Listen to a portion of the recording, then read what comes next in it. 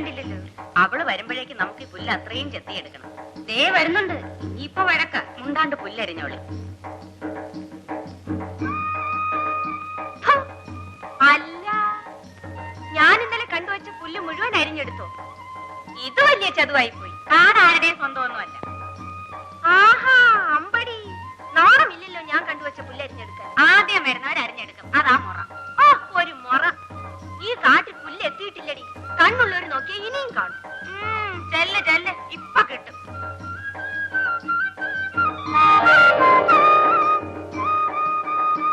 മലദൈവങ്ങളെ തകായിച്ചു. നല്ല കിളുന്ന പുല്ല്. അവളുമാരരിഞ്ഞതിന്റെ ഇരട്ടി അരിയണം. മുടിഞ്ഞു പോകാനെ കൊണ്ട് ഇതിന് മൂർച്ചയുമില്ലല്ലോ. ഇവിടെങ്ങും കല്ലുമില്ലല്ലോ തേക്കാൻ.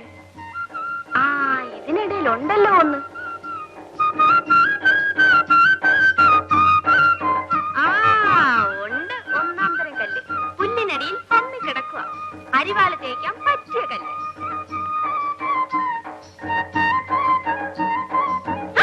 അയ്യോ, ചോര! അയ്യോ, ചോര! അയ്യോ, എന്റെ ദൈവങ്ങളെ, കല്ലിന്ന് ചോര! എന്റെ മലദൈവങ്ങളെ! അയ്യോ, ഓടി വന്നോ, ഓടി വന്നോ! അയ്യോ, ചോര! അയ്യോ, കല്ലിന്ന് ചോര വരുന്നു, ചോര വരുന്നു! അയ്യോ, അയ്യോ, ചോര! ചോര വരുന്നു! ഈ കല്ലിന്ന് ചോര വരുന്നു! ദൈവമേ, എന്താണ് ഇതിന്റെ അർത്ഥം? അറിയാവുന്ന ആരോടെങ്കിലും ചോദിച്ചാൽ അറിയാമായിരുന്നു. അതാ എടാട്ട് തിരുമേനി കുളിയും കഴിഞ്ഞു വരുന്നു. ഞാൻ പോയി വിളിച്ചോണ്ട് വരാം. മാറി നിൽക്ക്, മാറി നിൽക്ക്, മാറി നിൽക്ക്.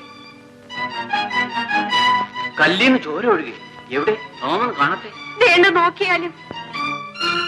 ശരിയാണല്ലോ. എന്താ അത്ഭുതം! തിരുമേനി, എന്താണ് ഇതിന്റെ കാര്യമെന്ന് ഒന്ന് കൽപ്പിച്ചാൽ.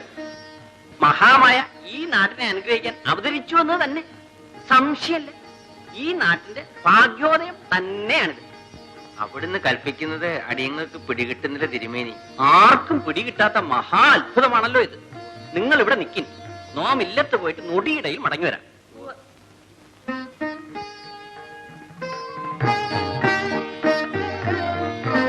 മാറി നിൽക്കിൻ. നാം പൂജയ്ക്കുള്ള നൈവേദ്യമായിട്ട് വന്നിരിക്കുക. ഓ, നൈവേദ്യം വെച്ച് പൂജിക്കാനുള്ള പാത്രം എടുക്കാൻ മറന്നുപോയി. ബദ്ധപ്പാടിൽ അക്കഥ മറന്നു. ഇനി എന്താ ചെയ്യുക?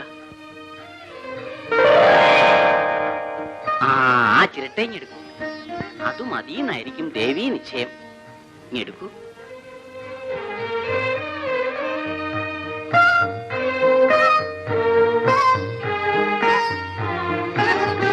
അമ്മേ ഭഗവതി, ഈ എളിയ നൈവേദ്യം സ്വീകരിച്ച് അനുഗ്രഹിക്കണമേ. തിരുമേനി, ഇതിന്റെ പൊരുൾ എന്താണെന്നറിയാൻ അടിയങ്ങൾക്ക് ആഗ്രഹമുണ്ട്. പുണ്യം ചെയ്തവരെ, ജഗന്മാതാവായ സാക്ഷാൽ പരാശക്തിയുടെ ചൈതന്യമാണ് ഈ ശിലയിൽ കുടികൊള്ളുന്നത്. വേന്തനാടിന്റെ പുണ്യപരിഭാഗം കൊണ്ട് വിശ്വജനനിയായ മഹാമായ ഈ രൂപത്തിൽ ഇവിടെ സന്നിധാനം ചെയ്യുന്നു. വഴിയാം വണ്ണം ദേവിയെ ആരാധിച്ചും പൂജിച്ചും ഭജിച്ചും കഴിഞ്ഞാൽ ഭാവിയിൽ ഈ നാടിന് ഒരാപത്തും ഉണ്ടാവില്ല. അമ്മേ ഭഗവതി, പ്രസീദ് പ്രസീദ് പ്രസീദ് പ്രസീദ് പ്രസീദ് പ്രസീദ് പ്രസീദ് പ്രസീദ്.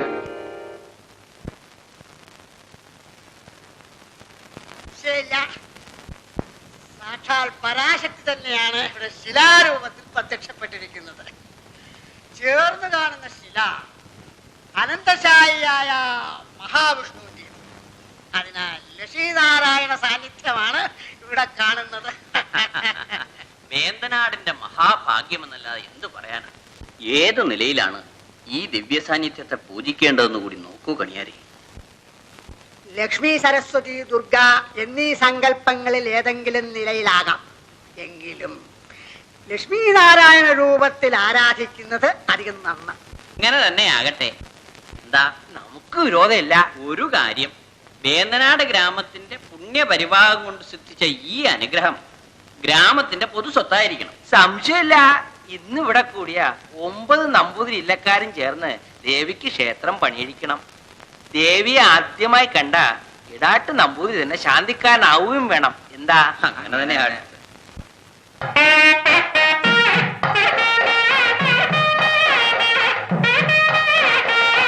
അന്ന് ആദ്യമായി ആ ശില കാണപ്പെട്ട സ്ഥലമാണ് ഇന്ന് ഈ ക്ഷേത്രത്തിലെ പവിഴമല്ലിത്തറ.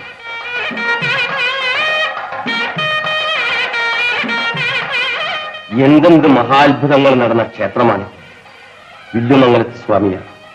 ആദിശങ്കരൻ തുടങ്ങിയ അവതാര പുരുഷന്മാരുടെ പാദസ്പർശം കൊണ്ട് ഇവിടം പവിത്രതരമായി. പരമഭാഗവതനായ വില്ലുമംഗലത്ത് സ്വാമിയാണ് കുംഭമാസത്തിലെ മകം നക്ഷത്രത്തിലാണ് ഈ ക്ഷേത്ര സന്നിധാനത്തിൽ എത്തുന്നത്. ഈ തീർത്ഥക്കുളത്തിൽ സ്നാനം കഴിഞ്ഞതിന് ശേഷം മതി ക്ഷേത്രത്തിനുള്ളിൽ കടക്കുന്നു. നമ്മുടെ സ്നാനത്തിന് ശേഷം നിങ്ങളുടെ കൽപ്പന പോലെ.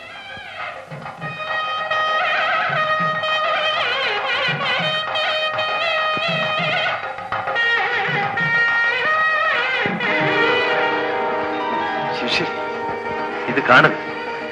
ഈ കുളത്തിൽ നിന്ന് കണ്ടുകിട്ടിയ ദേവി വിഗ്രഹമാണിത്. ഇതിനു വേണ്ടിയാവണം പരാശക്തി നമ്മെ ഇങ്ങോട്ട് ആനയിച്ചത്. ഇതിനെ ശരിയായ സ്ഥാനത്ത് പ്രതിഷ്ഠിക്കേണ്ടത് നമ്മുടെ ധർമ്മം. വരും.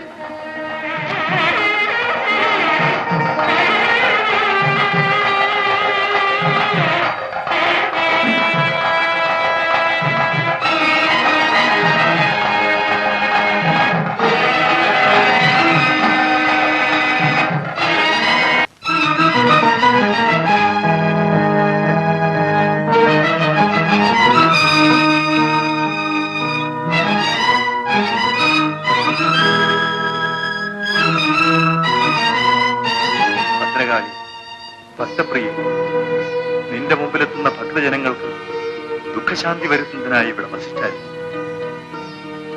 ഭൂതപ്രേതാദികളുടെ ആവേശത്തിൽ നിന്ന് ആശ്രിതർക്ക് അഭയമരുളുന്ന അനുഗ്രഹദായിനിയായി വിരാജിച്ചാൽ ഭദ്രകാളി, മഹേശ്വരി, മായാസ്വരൂപിണി, പാഹിമാം പാഹിമാം.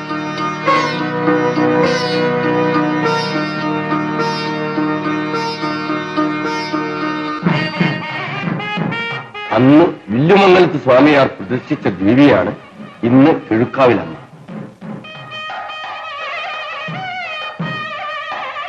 വില്ലുമംഗലത്ത് സ്വാമിയാർ കുംഭമാസത്തിലെ മകം നാളിൽ ദേവീദർശനം ലഭിച്ചതുകൊണ്ട് മകം തൊഴിൽ ഇന്നും ഇവിടെ അതിപ്രധാനമായി കരുതപ്പെടും.